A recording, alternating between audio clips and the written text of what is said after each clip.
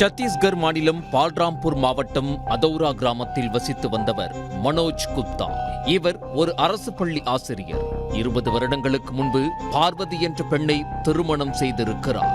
இந்த தம்பதிக்கு பிள்ளைகள் உள்ளனர். இந்த சூழலில் மனைவியோடு ஏற்பட்ட கருத்து வேறுபாடு காரணமாக மனோஜ் இரண்டாவதாக சாந்தினி என்ற பெண்ணை திருமணம் செய்திருக்கிறார். அவருடன் வேறு வீட்டில் வசித்து வந்துள்ளார். சம்பவத்தன்று பார்வதி தனது வீட்டில் லைட் எரியவில்லை என அதை சரி செய்யுமாறு மனோஜை வரவழைத்திருக்கிறார். அடுத்த சில மணி நேரத்தில் பார்வதியிடமிருந்து ஊர் தலைவருக்கு செல்போன் அழைப்பு வந்துள்ளது. மின்சாரம் தாக்கி இருவரும் காயமடைந்ததாக பார்வதி கூறியுள்ளார்.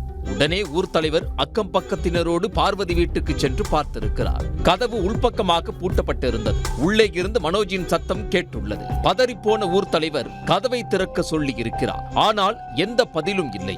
ஏதோ விபரீதம் நடந்திருப்பதை உணர்ந்தவர் உடனே போலீசாருக்கு தகவல் கொடுத்துள்ளார். சம்பவ இடத்துக்கு வந்த போலீசார் கதவை உடைத்து விடுவதாக மிரட்டியதும் பார்வதி கதவை திறந்திருக்கிறார். போலீசை பார்த்ததும் மயங்கி விழுந்துள்ளார். உள்ளே மனோஜ் கை கால்கள் கட்டப்பட்ட நிலையில் பேச்சு மூச்சின்றி கிடந்திருக்கிறார். உடனே போலீசார் அவருடைய கட்டுகளை அவிழ்த்துவிட்டு அவரை எழுப்ப முயன்றிருக்கிறார்கள். மனோஜின் உடலில் எந்த அசைவும் இல்லை. அவர் இறந்துவிட்டது உறுதியாகி இருக்கிறது. என்ன நடந்தது என பார்வதியிடம் விசாரித்த போது மின்சாரம் தாக்கி இருவரும் காயமடைந்து விட்டதாக கூறியுள்ளார். ஆனால் அவர் சொன்னது பச்சை பொய் என்பது அங்கிருந்த எல்லோருக்கும் தெரிந்திருந்தது. மீண்டும் போலீசார் மிரட்டி கேட்கவே பார்வதி அனைத்து உண்மைகளையும் கூறியுள்ளார்.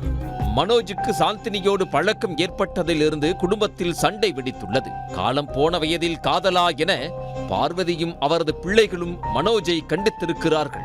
ஆனால் மனோஜோ இளமை திரும்புதே என்ற ரேஞ்சில் அதையெல்லாம் கண்டுகொள்ளாமல் சாந்தினியோடு பழகி வந்திருக்கிறார். ஒரு கட்டத்தில் குடும்பத்தினரின் தொல்லை அதிகரிக்கவே தனது பெயரில் உள்ள சொத்துக்களை அனைத்தையும் மனைவி மற்றும் பிள்ளைகள் பெயரில் எழுதி வைத்துவிட்டு சாந்தினியே சரணாகதி என 2 வருடங்களுக்கு முன்பு அவரை திருமணம் செய்திருக்கிறார். இருவருக்கும் ஒரு குழந்தையும் பிறந்துள்ளது. அவருடன் வேறு வீட்டில் வசித்து வந்துள்ளார். சொத்துக்களை எல்லாம் எழுதி வைத்த பிறகும் மனோஜிடம் 1 கோடி ரூபாய் பணம் கேட்டிருக்கிறார் பார்வதி. ஆனால் அதற்கு மனோஜ் சம்மதிக்கவில்லை. இரண்டாவது திருமணம் செய்து கொண்டதால் ஏற்கனவே கொலை வெறியில் இருந்த பார்வதிக்கு கேட்ட பணத்தை தரவில்லை என்பது மேலும் அந்த வெறியை அதிகரிக்க செய்திருக்கிறது. மனோஜை ஒரேடியாக தீர்த்து கட்ட முடிவு செய்திருக்கிறார். சம்பவத்தன்று வீட்டில் யாரும் இல்லை, லைட் எரியவில்லை என கூறி பார்வதி மனோஜை வீட்டுக்கு வரவழைத்திருக்கிறார்.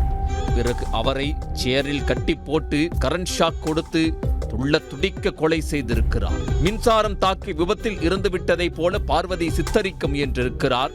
ஆனால் அதை அவரால் சரிவர செய்ய முடியாமல் கையும் களவுமாக சிக்கி உள்ளார். இந்த சம்பவம் தொடர்பாக வழக்கு பதிவு செய்த போலீசார் பார்வதியை கைது செய்து சிறையில் அடைத்திருக்கிறார்கள்.